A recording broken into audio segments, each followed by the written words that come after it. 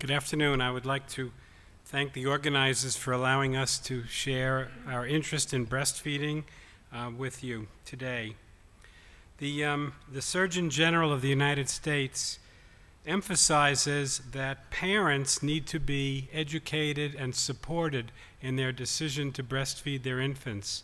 Their communities should help them in terms of establishing counseling, support groups, education, proper media attention to allow them to continue in their decision to breastfeed their infants. Why is this so important? If we talk about the benefits of breastfeeding, there are many benefits. And I'll focus today on benefits to the infant and benefits to the mother. And we'll put that together when we look at benefits to the society in general.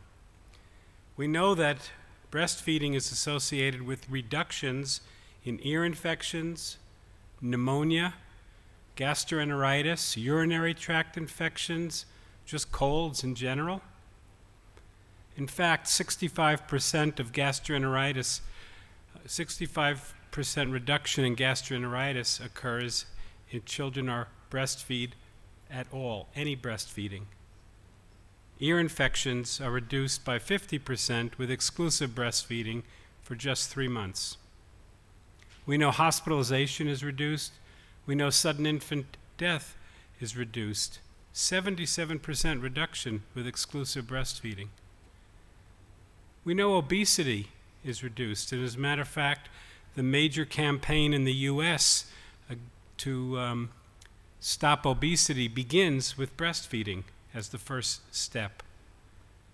Diabetes, cancer, a variety of allergic conditions, all could be reduced in breastfeeding infants. And there can be improvements in child development with dose of breastfeeding as well as with any breastfeeding. Up through adolescence, data have been accumulated.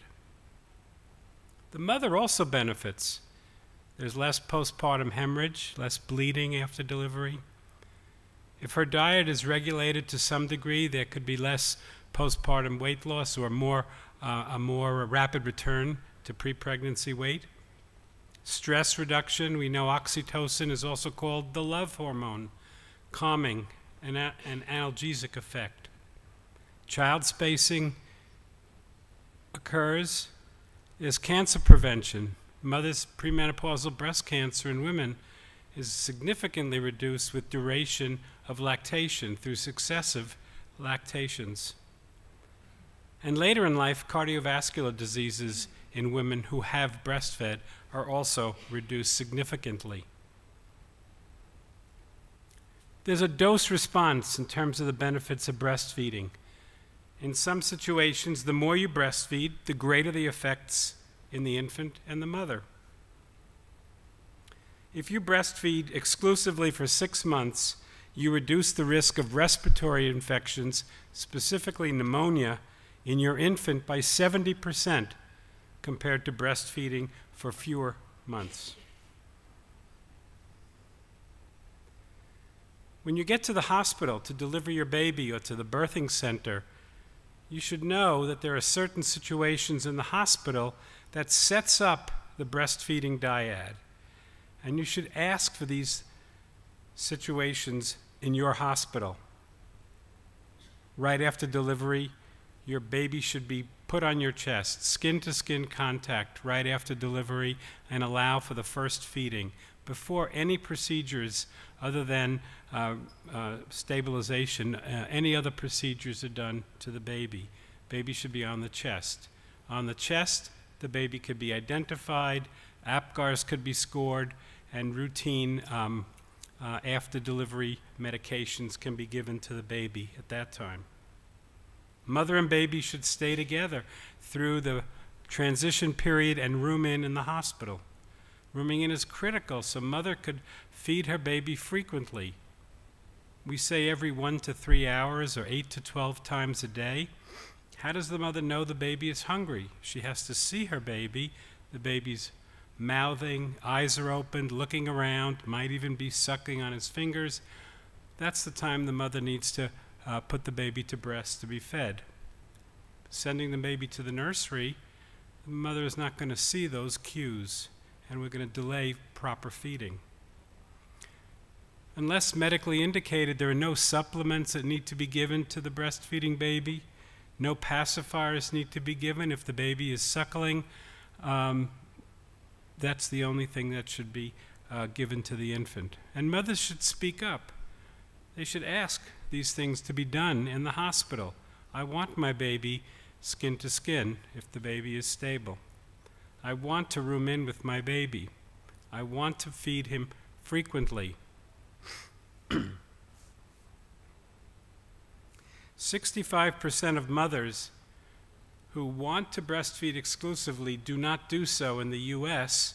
because they're not given the babies skin to skin.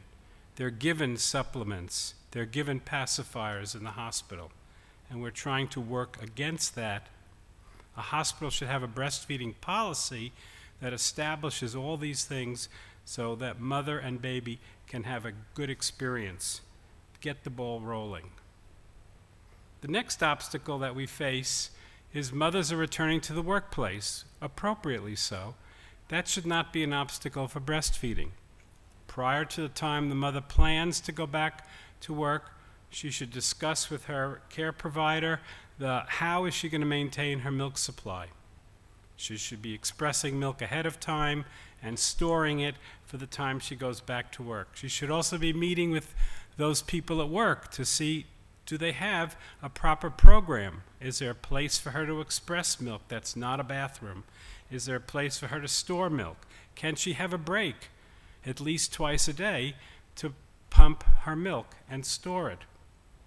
It's said that employee absence from work is not predictable, but pump breaks are predictable. And if mothers are continuing to breastfeed their babies, they'll have healthier babies and they'll be absent from work for a shorter period of time. So it's imperative that we set up a lactation support at work. It's cost effective. There's a return on the investment to do that. It allows for better employee retention and more job satisfaction when that happens. There are several websites, these are websites in English that we recommend mothers to look at, to provide them with education in terms of continuing to breastfeed their infants. I thank you for your attention today.